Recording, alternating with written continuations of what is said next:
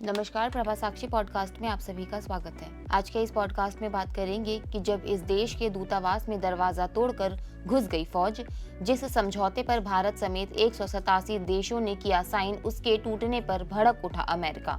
तो आइए सुनते हैं आज के इस पॉडकास्ट को। लेकिन उससे पहले अगर आपने हमारे चैनल को सब्सक्राइब नहीं किया है तो जरूर कर लें, ताकि आप रोज ऐसे ही इंटरेस्टिंग और जानकारीपूर्ण पॉडकास्ट सुन सकें। साल था 2012। जूलियन असांजे एक वांछित व्यक्ति थे। शरण मांगते विकीलीक्स को लंदन में इक्वाडोर दूतावासों में जगह मिली, लेकिन असांजे की तलाश में लगी यूनाइटेड किंगडम ने दूतावास पर छापा मारने की धमकी डेला दी। बेशक वे इसके साथ आगे नहीं बढ़े, लेकिन इक्वाडोर ने अपना तुर्क का पत्ता चल दिया था। उन्होंने कहा कि कोई भी छापा अंतर्राष्ट्रीय कानून का उल्लंघन होगा, जो वियना कन्वेंशन के खिलाफ होगा। लेकिन इस घटना के 12 साल बाद इक्वाडोर ने वही किया जिसकी दुहाई देकर उसने ब्रिटेन को अपने दूतावास पर रेड करने से रोका था। इक्वाडोर की पुलिस ने 5 अप्रैल की देर रात राजधानी क्विटो में मैक्सिकन दूतावास के बाहरी दरवाजे तोड़कर जॉर्ज ग्लास को गिरफ्तार कर लिया, जो दिसंबर से वहां रह रहे थे। भ्रष्टाचार के आरोप में दोषी ठहराए जाने के बाद ग्लास ने दूतावास में राजनीतिक शरण मांगी। दुनिया भर में दूतावासों को अलंघनीय संप्रभु क्षेत्र माना जाता है। इस तरह की छापेमारी वियना कन्वेंशन का उल्लंघन है, जिसमें कहा गया है कि कोई देश अपने क्षेत्र में दूतावास में घुसपैठ नहीं कर सकता है। इसलिए इक्वाडोर को अपने कार्यों के लिए और अधिक परिणाम भुगतने पड़ सकते हैं। जानकार कहते हैं कि ये घटना साउथ अमेरिका की राजनीति में आने वाले दिनों में बहुत गुल खिला सकती है। इक्वाडोर ने मैक्सिको के दूतावास में फौज क्यों भेजी? Vienna convention on diplomatic relation क्या है? दूतावास कैसे राजनीति का अखाड़ा बन गया? मैक्सिको इक्वाडोर विवाद क्या है? मैक्सिको नॉर्थ अमेरिका में पड़ता है और यह अमेरिका की सीमा से सटा हुआ है, जबकि इक्वाडोर दक्षिण अमेरिका महाद्वीप का हिस्सा है। दोनों के बीच की दूरी लगभग 4000 किलोमीटर है, फिर भी कई मामलों में उनका कनेक्शन है। मैक्सिको और इक्वाडोर इतिहास में स्पेन की कॉलोनी का हिस्सा थे। दोनों 19वीं सदी की शुरुआत में औपनिवेशिक शासन से आजाद हुआ। दोनों देशों की समस्या भी कमोबेश एक ही है। दोनों ही गैंग वायलेंस और ड्रग्स की समस्या से जूझ रहे हैं। दोनों देशों के बीच विवाद कड़ी जॉर्ज ग्लास से जुड़ती है। 2013 से 2018 तक ग्लास इक्वाडोर के उपराष्ट्रपति थे। अगस्त 2017 में घूसखोरी के केस में उनका नाम जुड़ा। आरोप लगे कि उन्होंने पैसे लेकर ब्राजील के कंस्ट्रक्शन फर्म को सरकारी कॉन्ट्रैक्ट दिए। राष्ट्रपति ने उनकी शक्तियां छीन ली। दिसंबर 2017 में उन्हें 6 साल के लिए जेल भेज दिया गया। नवंबर 2022 में रिहा किया गया था। उन्हें इक्वाडोर में कहीं भी आने जाने की इजाजत थी, लेकिन देश छोड़ने पर पाबंदी थी। दिसंबर 2023 में इक्वाडोर के अटॉर्नी जनरल ने ग्लास को किसी और केस में पूछताछ के लिए बुलाया, लेकिन वो अटॉर्नी जनरल की बजाय मैक्सिको के दूतावास पहुंच गए।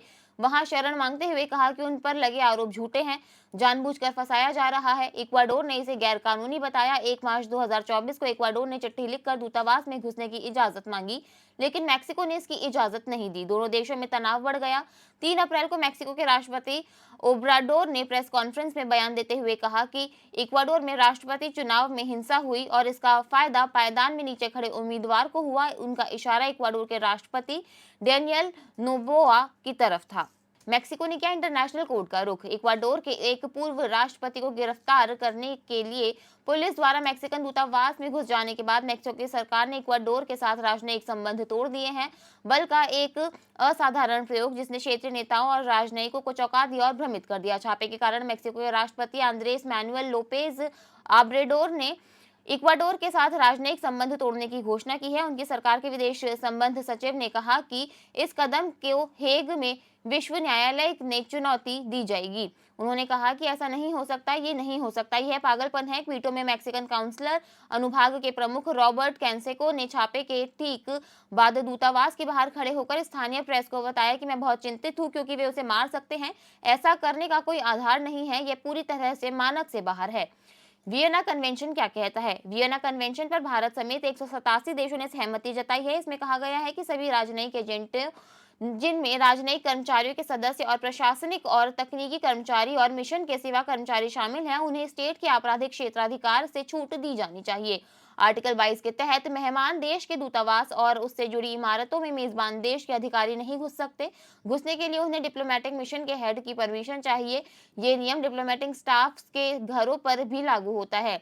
थॉट.को की रिपोर्ट के अनुसार उन्हें नागरिक मुकदमों से भी छूट दी गई है जब तक कि मामला राजनयिक कार्यों से संबंधित धन या संपत्ति से जुड़ा ना हो। वियना कन्वेंशन के अनुसार दूतों को कार्यों के आधार पर दूतावास, काउंसलर और अंतर्राष्ट्रीय संगठन के रूप में वर्गीकृत किया जाता है। प्रत्येक विदेशी देश में एक दूतावास होता है जो अक्सर दूसरे देश की राजधानी में होता है। भारत में दूतावास नई दिल्ली में है। दूतावास का मुख्य अधिकारी राजदूत होता है जो अपने देश के आधिकारिक प्रतिनिधि होता है। राजनयिक संबंधों पर वियना कन्वेंशन के अनुसार दूतावास में तैनात राजनयिकों और प्रशासनिक और तकनीकी कर्मचारियों को उनके परिवार के सदस्यों के साथ छूट मिलती है। अमेरिका समेत इन देशों ने लगाई लताड़। राष्ट्र अध्यक्षों, राजनयिकों और क्षेत्रीय निकाय ने इस घुसपैठ की निंदा की है। अमेरिकी विदेश विभाग के प्रवक्ता मैथ्यू मिलर ने कहा कि संयुक्त राज्य अमेरिका राजनयिक संबंधों पर वियना कन्वेंशन के किसी भी उल्लंघन की निंदा करता है और राजनयिक मिशनों की अनुल्लंघनीयता का सामना करने के लिए अंतर्राष्ट्रीय कानून के तहत मेजबान देशों के दायित्व को बहुत गंभीरता से लेता है। उन्होंने दोनों देशों से अपने मतभेद सुलझाने का आह्वान किया। होंडुरास के राष्ट्रपति शियोमारा कास्त्रो ने एक्स पर लिखते हुए छापे को अंतर्राष्ट्रीय समुदाय के लिए एक असहनीय कृत्य और मैक्सिकन राज्य की संप्रभुता और अंतर्राष्ट्रीय कानून का उल्लंघन है। बार्सोना ने कहा कि मेक्सिको अंतर्राष्ट्रीय कानून के उल्लंघन के लिए इक्वाडोर की जिम्मेदारी की निंदा करने के लिए मामलों को अंतर्राष्ट्रीय न्यायालय में ले जाएगा। उन्होंने मैक्सिकन राजनयिकों को भी बुलाया। इक्वाडोर के राष्ट्रपति को अगले वर्ष पुनः चुनाव का सामना करना पड़ेगा।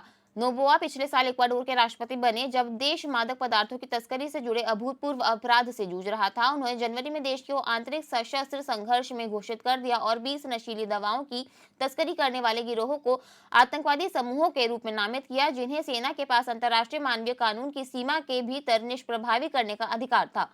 काउंसिल ऑन फॉरेन रिलेशंस में लैटिन अमेरिकी अध्ययन के फेलो विल फ्रीमैन ने कहा कि मेक्सिको के दूतावास में पुलिस भेजने का निर्णय नोबोआ द्वारा दोबारा चुने जाने के लिए उठाए जाने वाले कदमों पर चिंता पैदा करता है। उनका कार्यकाल 2025 में समाप्त होगा क्योंकि उन्हें केवल पूर्व राष्ट्रपति गुइलेर्मो लासो का कार्यकाल समाप्त करने के लिए चुना गया था। आज के लिए इतना ही। अगले पॉडकास्ट में किसी और मुद्दे पर देंगे आपको विस्तृत जानकारी। तब तक के लिए जुड़े रहें प्रभा साक्षी के साथ।